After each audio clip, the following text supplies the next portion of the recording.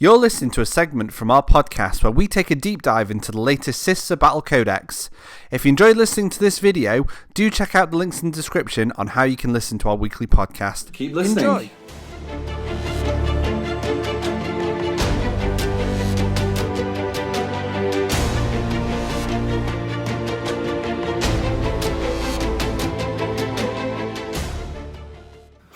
Emperor willing, the Sisters of Battle were due to be coming this year, and they are with us. They are. If you were lucky enough to grab a pre-order or two, Or pop into a Games Workshop store, because some did have them. They did, yeah. So the Adepta Sororitas, the Sisters of Battle army box came out week before last, containing 26 Citadel miniatures, brand new plastic Sisters of Battle, plus cards, miracle dice, and a lovely, gorgeous codex. Very nice. So I've got all the models from the box out in front of us, and you know they are some of the best models that Games Workshop have done, and these are mono pose figures. I mean, I don't know if you guys have had a proper play with these yet, or I have. The only ones I haven't really seen are the Seraphim, but they look absolutely superb. I mean, you couldn't just looking at these. If you hadn't told me that these were mono pose, they're something else. Well, yeah, I mean, the quality of the monopose stuff now is so good. I actually prefer the monopose Primaris from the Dark Imperium box set, the Intercessors, than the actual the multi-part kit. I am all over monopose models, like the new Chaos Start Collecting box. It looks like a lot of the Warriors are similar, where you're not going to have the freedom of the old ones, but they look so much better. Yep. The Death Guard range, that was more modern, wasn't it? So in these, we've been waiting a long time for plastic sisters. I say that we had Celestine, and we had the that was 7th edition, wasn't it? It was the tail end of 7th edition. Gathering Storm. Yeah. And we had the limited edition Sister Superior. Yeah, which was sort of that was the first release from the new style. Yeah. Yeah, but it's spent the last few days building these girls, and they're some of my favourite models in 40k at the minute. They look so good. I mean, what's crazy is that the actual kits coming out just take it and dial up to 11. Well, they asked one of the Q&As, what's your favourite Sister of Battle kit? And I think they all agreed it was actually the multi-part regular Battle Sisters. Yeah. The Battle Sisters. Yeah, the box of Battle Sisters. Yeah. And they basically said that box is incredible, and if your basic infantry are incredible, then that's when the range really works. Well, that's the bulk of your army, isn't it? You know, these are the only troops choice in the army, so you're going to have at least 3 units of them. Yeah. With the points of sisters, you might have 6 units of them. Yeah. And go for a big detachment. But yeah, I am so impressed with the quality of these figures. And all the components as well. You get a bag of dice. They're probably the only disappointment. They could have done something like a fleur-de-lis on the 6 or something. Yeah. But I imagine they're going to have some nice dice to sell as miracle dice when the full range comes out. Yeah. They're just big, what I would call classic dice. These are just regular dice, not miracle dice. You know what? I suppose with all the special dice with symbols on, though, it's good to have something identifiable as your miracle dice on the table. Yeah. Yeah. Mixed up. The most unremarkable key dice on the table are your They're miracle pure dice. and holy, like the Emperor's Light, Jay. Sure. You also get data cards, which is always really handy. Mm-hmm. And the main event, the limited edition Adepta Sororitas Codex, which I've been poring over for the last few days. And if you want your own, it's worth mentioning now, we've got another copy of this that we're going to give away over on Twitter. For free! For free!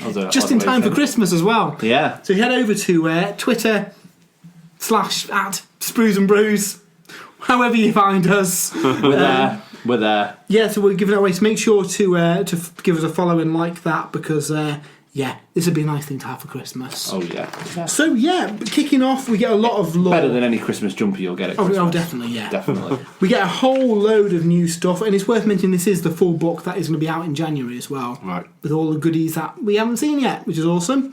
A lot of new lore. We said during the seminar that they wanted to kind of take the best bits of what had previously been seen for the sisters and refine it.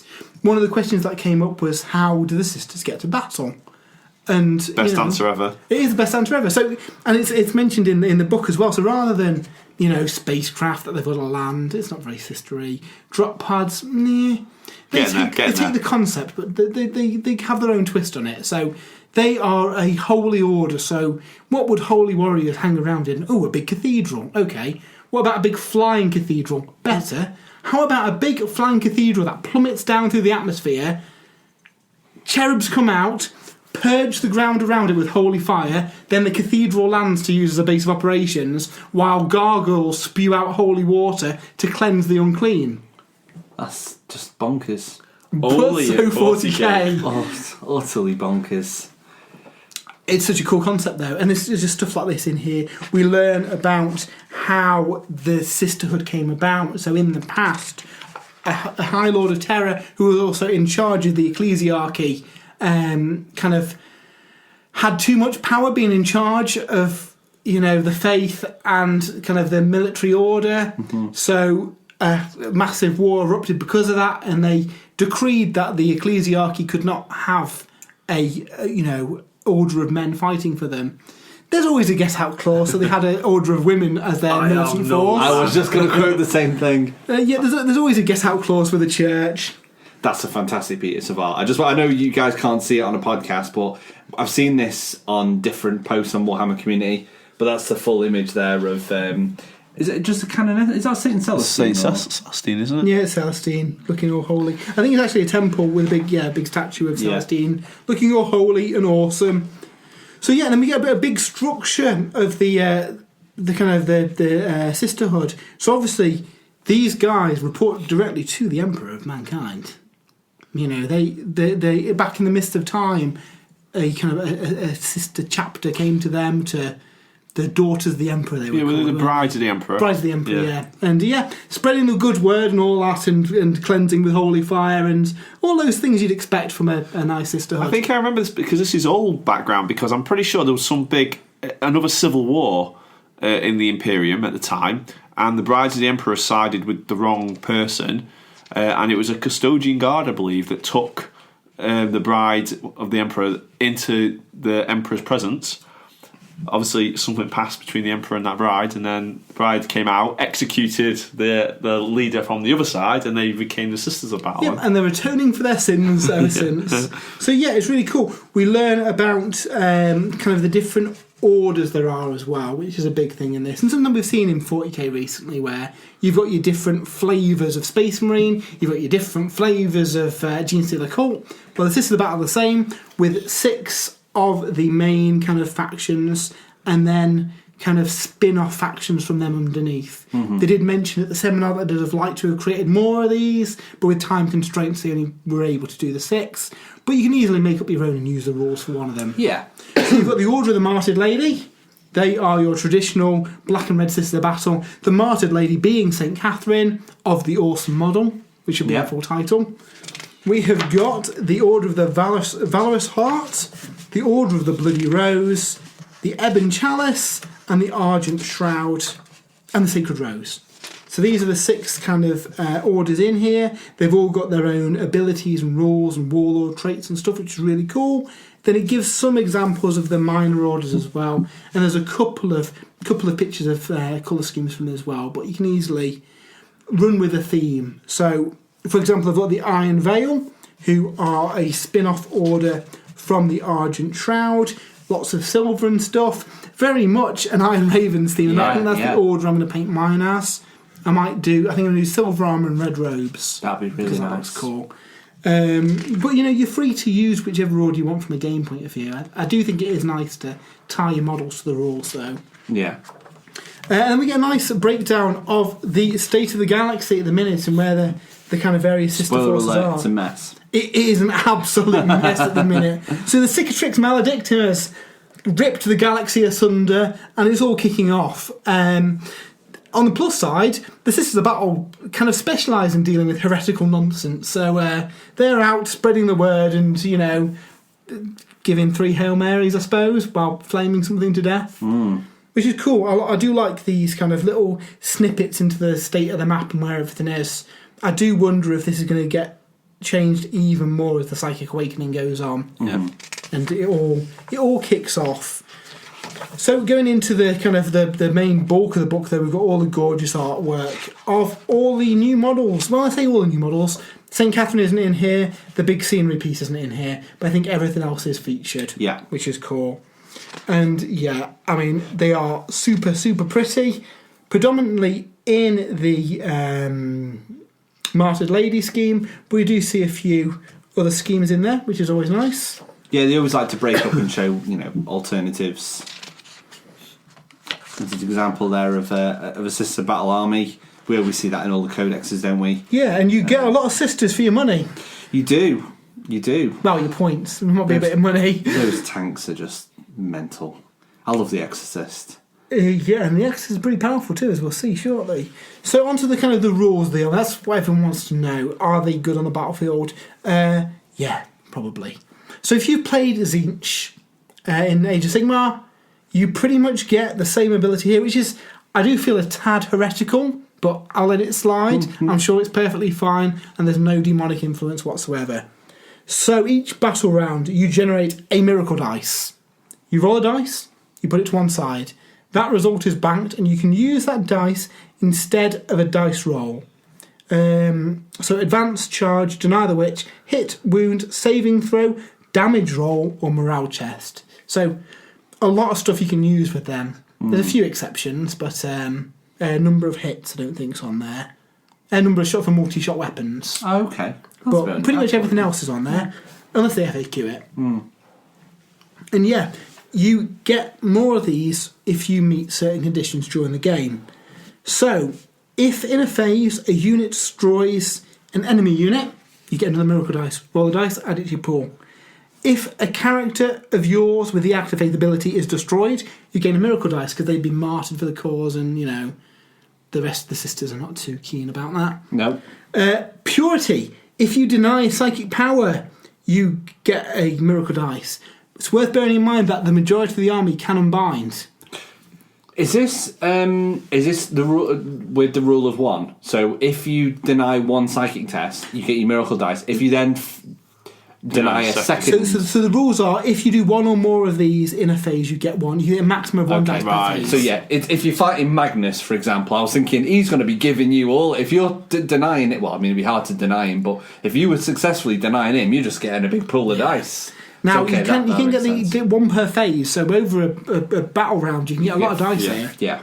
And Valor, if you do a morale check and roll a 1, you get a miracle dice without using the act of faith.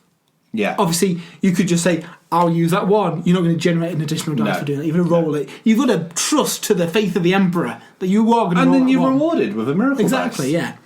So I really like that. I think it's a good thing. It's a cool mechanic. And there's a lot of stuff in this book that generates extra miracle dice. I believe St. Catherine generates a miracle dice per turn. So that's 2 per battle round. There's ways to get additional miracle dice. The Martyred Lady, I think if a unit's wiped out, you get a miracle dice. So yeah, if you played Sigmar, you know how powerful this is. There's a lot of really cool weapons that will key off this as well. You're your multi-melters. You've got a tank with 6 wounds left. You manage to wound it. Oh, I'll just use a miracle dice there and it's dead. Yeah. Something's really charging powerful. you. Oh, what? My strength 9 pistol. Overwatch. Boom. You're dead. That's if you're rolling 6s on miracle dice, but if you are, then yeah. Fair play to you. There are ways to change the miracle dice. This sounds like it could be a very, very, very strong mechanic. Yeah, it does, doesn't it? Yeah. It's very tricky. You've got a limited. It's another resource to play with, and I think the scenery piece generates some of the miracle dice as well. And I think that's the main kind of gimmick for the army managing these and knowing when to use them, because each unit can only use 1 per phase. So you can't use 1 to hit, use 1 to wound, and then use 1 to determine your damage. If you've got a high damage weapon, you think you're probably going to wound, you may as well hold off and try and use it. Yeah. The standard bearers will let a unit use an additional miracle dice per phase if they need to. I think it's 10 points. That's probably a good investment if you've got a heavy weapon squad where you might want to use multiple dice. And don't forget, you could just use a command point as well if you want to try a reroll. Yeah, you've not lost the command point abilities. No. They're still there. So yeah, I think that's really good. And you can use 1 or more dice as well for a dice roll. So if you're doing a morale check, you could just pick, a charge or Yeah. just pick the exact result that you want from your miracle dice. If you've got multiple shots, you can pick those multiple ones that you want. Right. As long as it's one dice roll that'll be made, you can use a mini. Obviously, you've got a limited resource, and it might not be the best idea to use all your miracle dice, to hit, but there might be situations where you want to. Where something just has to die. Yeah. So, that's pretty cool. That's not everything, though. You get some sacred rites. You can either pick one, or you can roll 2d6 and have both of them. But if you roll a duplicate, you're stuck with just the one. There's no rerolls or anything. This is like the Canticles of the Omnissiah. Yeah, and you pick them at the start of the battle. So you could tailor based on what you're fighting, or just, again, trust the Emperor and have two. Yeah. And they're all pretty good. So one, Hand of the Emperor, add one to advances, and add one to charges. Pretty good. Strong. Spirit of the Martyr. When a model with a sacred rite is destroyed, on a 5+, it can either shoot or attack in close combat. Okay, so as they're dying, you have one last swing of a sword. Pretty good. Aegis of the Emperor. When a Deny the Witch test is taken, add 3 to the result. Ooh. Which is good because all your units can unbind, but only on one dice if they're not a Psyker. That's very good. D6 plus 3, pretty good though. Or your proper Psyker. If you're in a tournament and you see Magnus on the other side of the board, or Eldrad Ulfway... It's only D6 plus 3 though for a sister. I think that's still Magnus is rolling 2d6 plus 3. He could roll poor. If I was taking Magnus, I probably wouldn't take that one because he's more likely to get it off. I'd probably go for some other ones, personally. Okay. If you've got a lesser powerful Psychic army, though, and your sisters could probably unbind or it. Or Dave's controlling Magnus. Or Dave playing Magnus, yeah. Divine Guidance. When resolving an attack made with a ranged weapon, on an unmodified 6, the arm penetration increases by 1. Very good. Which is pretty good. The Passion. When you hit in melee with a 6, you do an additional hit. Sounds a bit Slaneshi to me, but whatever. Daka. And Light of the Emperor. When you take a morale check, you can re-roll the dice, and they shall know no fear, pretty much. Yeah. So they're all pretty good. There might be situations where you pick one. I think I'd always roll 2 and try and get 2. Yeah. Yeah, I think there's some... I don't think there's a dud one in there, really. Yeah, very good. I really like that AP one. I think that's very powerful. Yeah, it's good. There's more, though. Shield of Faith. Every model in the army has a 6+ invulnerable save. Oh, it's got the Shield of Faith ability, which is most of them. Yeah. Which is pretty cool. Also, it can deny in the same way as a Psyker, but only uses 1d6. Yeah. Which is good. Most of the time, you're not going to stop stuff unless you've got the +3 unbinding aura going on. And then Zealot, which is a lot of your Ministorum stuff, so the priests and the Repentia and the kind of non-power armoured stuff. You can re-roll hit rolls if they charged, or were charged, or performed a heroic intervention. Essentially, if they're in combat, they can re-roll hits. Yeah. Which is pretty cool. That's kind of worded the same as the new Marine. Yeah, first round of combat, they get the buff, yeah. Which is good, because it's really all your close combat, squishy stuff anyway that's got it. So pretty cool abilities. We won't go through all of the units. We'll kind of touch on some of the better ones that we've come across. The Canoness is really cool and can have a load of different stuff on here.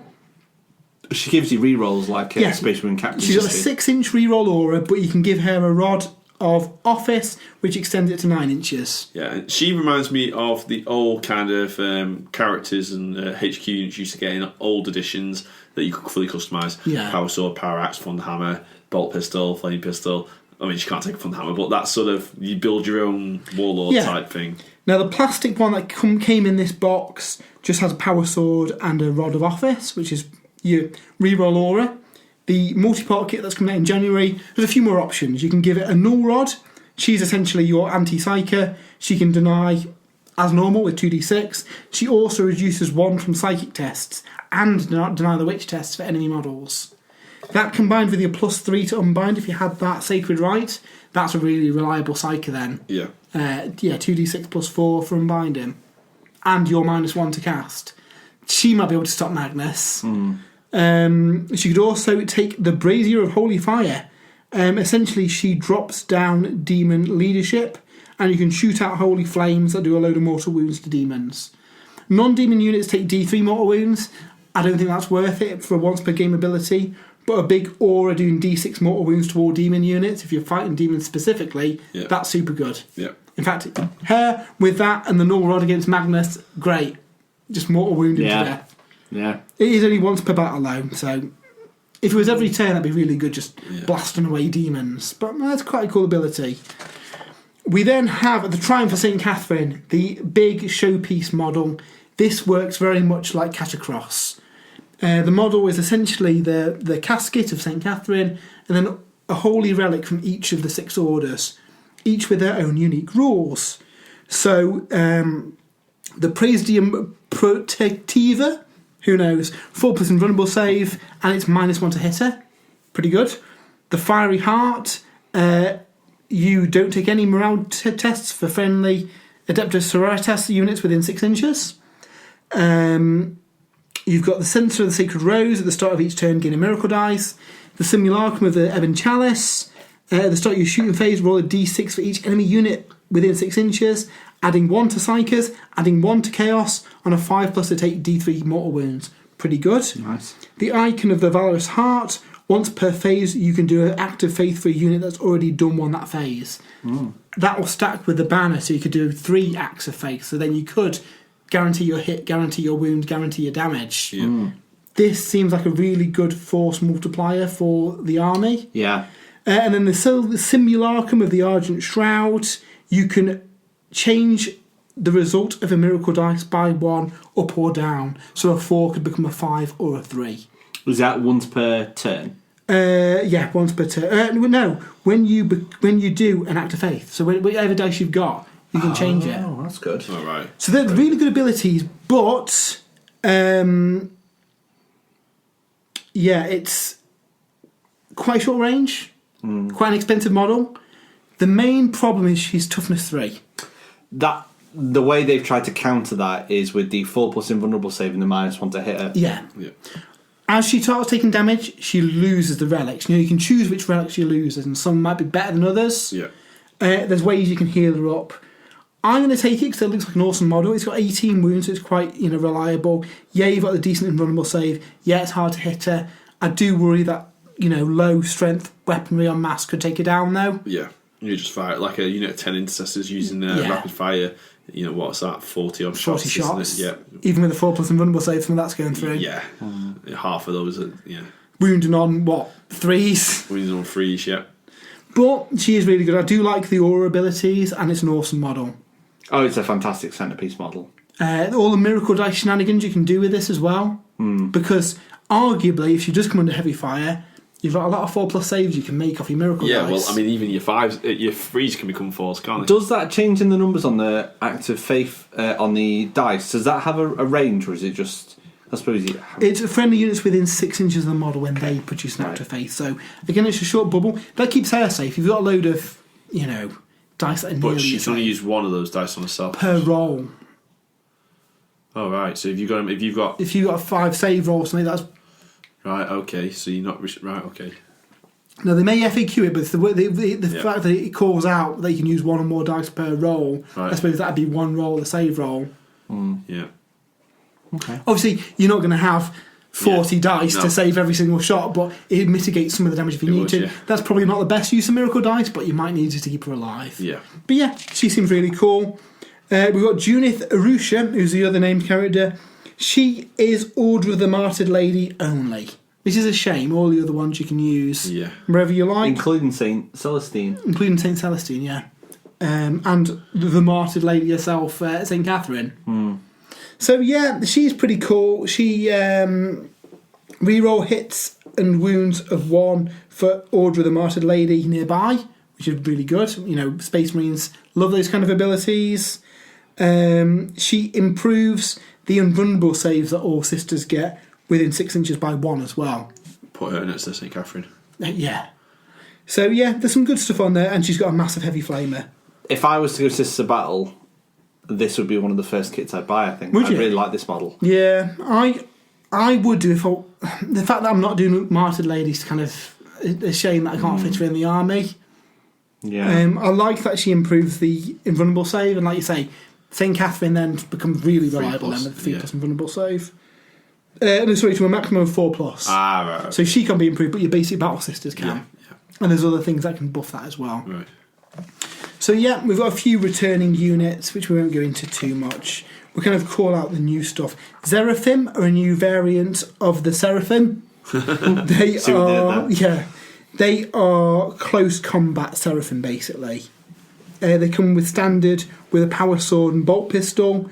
You can give them plasma pistols instead. They're pretty cool. They improve their invulnerable save by 1 to a maximum of 4+ when they come down, because holy light and a load of... Stormcast. Yeah, pretty much. They can reroll charges made for friendly order units while they're within 6 inches. All right, cool. Which is pretty good.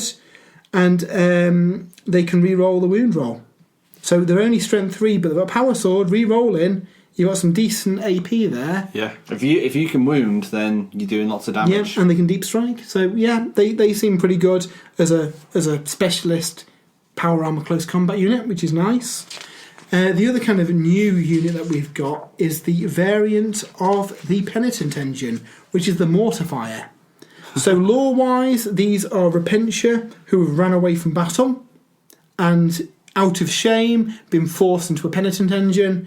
Basically, they are a better, more expensive Penitent Engine. They hit on 3s, strength 5, toughness 5, 5 wounds, 4 attacks, 4+ save. You can take a commander one, which has got a better save by 1. Basic, they come with 2 heavy bolters and 2 penitent flails. Penitent flails get 3 hits for every attack made. If they've got 2 of them, they get an additional attack, which is really cool. If you've got a preach near them, they get an additional attack. So you've got then 6 times 3 attacks, hitting on 3s, strength 6, AP minus 2, 1 damage. Would this also stack with the 6s, give you an extra hit? No, I don't think it's keyword? got the keywords because it's one of the... Yeah. That would be a bit crazy, though. It would be a little bit, but no, they seem really cool. Yeah, it hasn't got Act of Faith because it's essentially the Minotaurum stuff. Faithless, yeah. But no, it seems really good. It's got a 6+ wound shrug. On a 4+ when it dies, it does a lot of mortal wounds as it's anguished. The really cool thing about this, though, is that your weapon, whether you give it the heavy bolter or the heavy flamer, if it's a heavy flamer, it becomes assault rather than heavy. Assault 3, so you've got kind of... You can advance and fire it. Sorry, your heavy bolters become assault 3, so you can advance and fire it. Your flamers get the pistol weapon type in close you can use it combat. in combat. Yeah. That's really good. So yeah, these look really good. They're more expensive than a normal Penitent Engine, but I think a lot of armies are going to have big squads of these. I think the one with the heavy bolters. I know the new Dreadnought, well, the Warsuit looks like the thing out of the Matrix, but the new Penitent Engine. Oh, the new Mortifier. Penitent Engine with the heavy bolters looks even more like the thing out of the Matrix. Yeah, it looks really cool. We've had some old things brought up to scratch. So the what's it called? Exorcist has some awesome firepower. You can give it one of 2 loadouts. You've got the Conflagration rockets, which are heavy 3d6, strength 5, AP minus 2, 1 damage. So all the shots in the world. The only thing going against this one, you can't use miracle dice for random shots. Yeah. If you are could, rolling 3d6, but you could roll 3. Yeah. I would probably roll 3. What I'd rather do is the Exorcist missile launcher, heavy 3d3, so less potential shots, but it's strength 8, AP minus 3, d6 damage, which you can just make 6 with miracle dice. D6 damage. Yep. Wow. Heavy 3d3. Heavy So you're looking at an 3d3, average of strength 8 6 minus 3. shots, Yeah. and then you use your miracle dice on your damage. Yeah. 36 damage. Yeah, this is a mental thing. Obviously, you need a lot of miracle dice to make. Yeah. You'd probably use 1 dice to change, finishing off a tank or something with 6 wounds left, you can kill it. I really like this tank. I'm not so... in theory, the other build, you could get a lot of shots. I just think with the miracle dice mechanic, you're better off banking on being able to just have a guaranteed 6 damage. I suppose you would want to run 2 Exorcists. One for taking out anti-tanks with that missile that you just mentioned, and maybe one for thinning out orcs and gene-stealer cults. But you take a squad with, with 5 heavy flamers to do that more reliably. Yeah, I suppose. Because then you've got 5 D6 shots torching things down. So yeah, I'm sure there's uses, and yeah, it's got some AP. Am I right in saying the Exorcist doesn't need line of sight? No, I do believe it doesn't need. It does need line of sight. Yeah. Okay, fair enough. I thought it was like a whirlwind, it didn't need line of sight. Nope, still needs line of sight, unfortunately. But yeah, it's pretty cool. And then we've got the Battle Sanctum, the new scenery piece. So after it's set up, it's treated as an Adeptus Ministorum structure. It cannot move. It's a building. Fine. Only infantry beasts. You can never tell with Sister Battle. You can't, no. Only infantry beasts, swarms, and units with fly can get on the upper floors of it. Infantry assumed to scale the walls and traverse through windows. So just clarify how you can get up there, which is, I suppose, good. So a Penitent engine isn't going to be legging it up there. Infantry that are on it receive the benefit of cover. Other units only get cover if they're at least 50% obscured. And then he's just clarifying the scenery rules, which could indicate that scenery rules may be changing in the future. Yeah. Who knows? At the start of each battle round, if there's any Adeptus Ministorum units within 6 inches, you get a miracle dice. Brilliant. It adds 1 to the leadership of friendly Adeptus Ministorum units within 6 inches and subtracts 1 from the leadership of Chaos units within 6 inches. So it's 50 points. I think that's the cheapest scenery piece we've seen. I'll happily pay 50 points for 5 miracle dice over the course of the game. I think that's been the thing with 40k scenery, hasn't it? It's been overpriced what it does. Yeah, I'd have liked to have seen the free scenery pieces as part of your army abilities. The only 40k scenery piece that jumps to mind, which I think was quite good, was the Forge for Imperial Knights that restocked shield breaker missiles and stuff. Aside from that, they've not really been that great, have they? Especially the fact they have to pay points for them. Yeah, I mean, this one, 50 points, you get 5 miracle dice over the course of the game. I love that. Yeah. Miracle dice are very useful. And you've got a guaranteed piece of cover in your deployment zone that you can put a unit in. Yeah. That, let's face it, is probably going to sit on it for the game. You'll put it next to an objective and just have that as a little bunker. Yeah. You just stick your priest on top and keep them there. Yeah, we don't know how big it is. If it's big enough to hold a squad of Battle Sisters, brilliant. Or, like you say, put your priest near it. Thing with the priest, he has got a +1 attack aura with all the non-power armor. Isn't the only way to get miracle dice is if he's on it? If it's an Adeptus Ministorum unit. So there's quite a few units with that keyword. Right, got you. Cool. You could buy a cheap unit of Crusaders or something and just stick them in it at the back. One from Blackstone. Just to generate some miracle dice. Yeah. So I quite like that. For 50 points, it seems one of the better ones. We then get some cool stuff. So, based on what order you are, you get some additional abilities.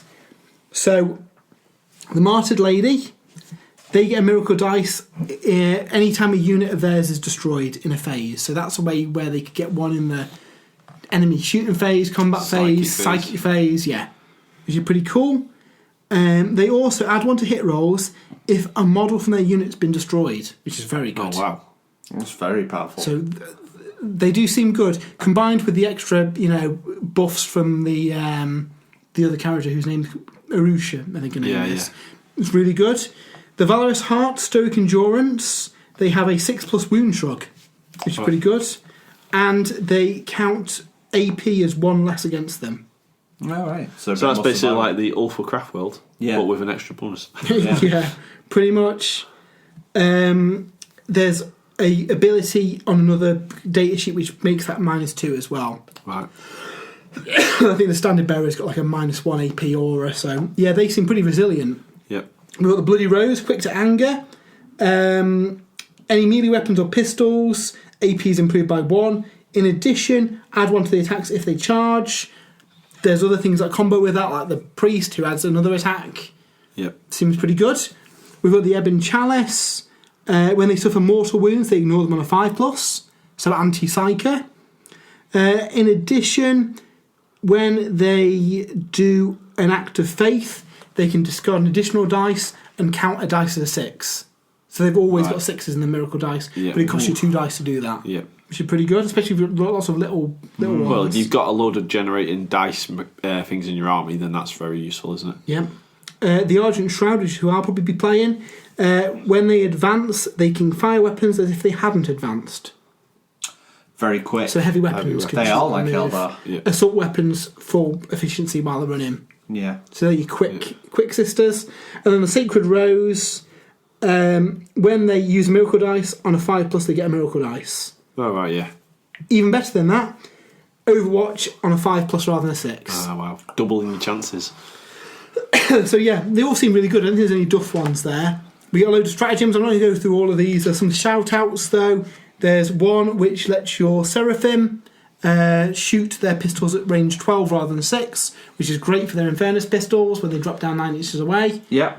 There is Storm of Retribution. So this is really for Retributors with some mixed weapons. So their Heavy Bolters add 1 to hit, their Flamers can reroll the wound, and their Multi-Melters get an additional 12 inches and increase their damage by 1. Wow. 2 command points, but that seems really good. Mm-hmm. Yeah.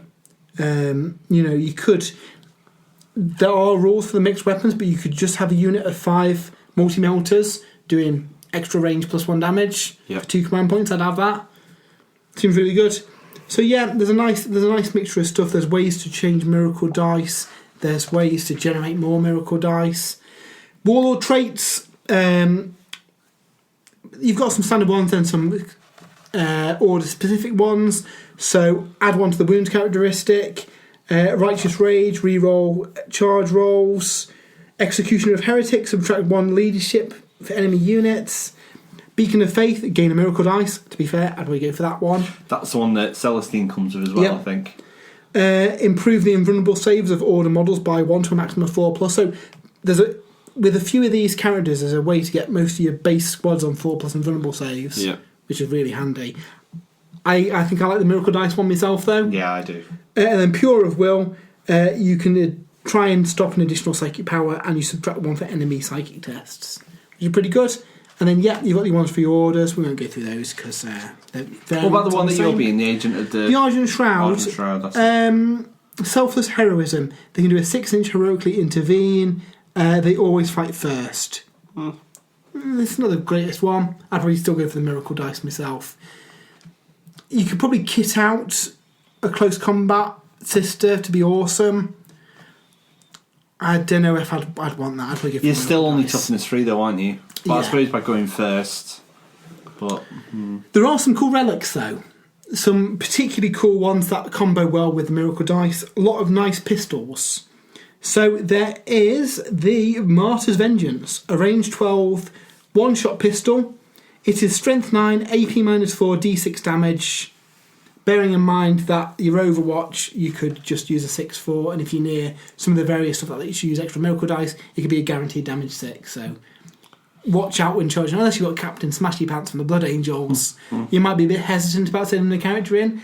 Likewise, there's another pistol with an 18-inch range, 4 shots, strength 5, AP -2 damage. very tasty. Which by itself, with the fact that your opponent knows that you could just use those 6s for Overwatch, they Mind might games. might think twice about charging. And there's lots of increased auras and -1s to hit. It's pretty cool. So yeah, points wise, they're dirt cheap. You can do a lot of stuff. I've got 2 lots of the Sisters Army box plus a few Minotaurum characters, and it comes like 1,000 points on the nose. Oh, that's worked out quite nicely. Yeah. So plenty of room for St. Catherine and the awesome tanks and stuff. Because you want, I'm going to take some awesome You've tanks. got to take some awesome tanks. So yeah, I think the book's very, very good. It seems pretty strong. Haven't had any games with them yet. I think Miracle Dice will be a fun thing. There's not really been anything like that in 40k either. No. Well, I mean, they sort of almost break the game a little bit because your things like your random damage, your random number of shots, your deep striking 9 inches away, these are like restrictions that will affect every army, but not so much just the battle. So it's almost like... As long as the dice are on their side. Yeah, there's so you ways still have to modify roll. the You dice. can modify it, yeah. Yeah. You I can don't use think- 2 dice to guarantee a 6. I don't think they're the first army that's breaking the meta No, a I little remember bit. like in not the meta, but the game, the rules themselves. Yeah. I remember it always used to be an Eldar thing where every army moves in the movement phase, shoots in the shooting phase, and an Eldar come along and they can do both. I always used to be an Eldar. I think Eldar's a good analogue because they're toughness 3. They're quite fragile. Yeah, they've got them vulnerable saves, but there's ways to get around that. They've got power armor, but yeah, they seem slightly tough for Eldar with some shenanigans. Yeah, they remind me of 3rd edition Eldar. You warp spiders, move, shoot, move, and things like that, where you're thinking that's not how the game works, that's not the game rules. And now the Sister Battle come along, and these will seem like the new Eldar for. Now, realistically, you're not going to have loads of miracle dice, but just going through that book, then So you there's just lots need of the ways right to generate them. You need the right miracle dice at the right time. And that's what you need. Yeah, You need to have faith. Have faith, yeah. You do need to have faith. So yeah, that is our quick look at the Sisters of Battle. The full range is out in January with a book.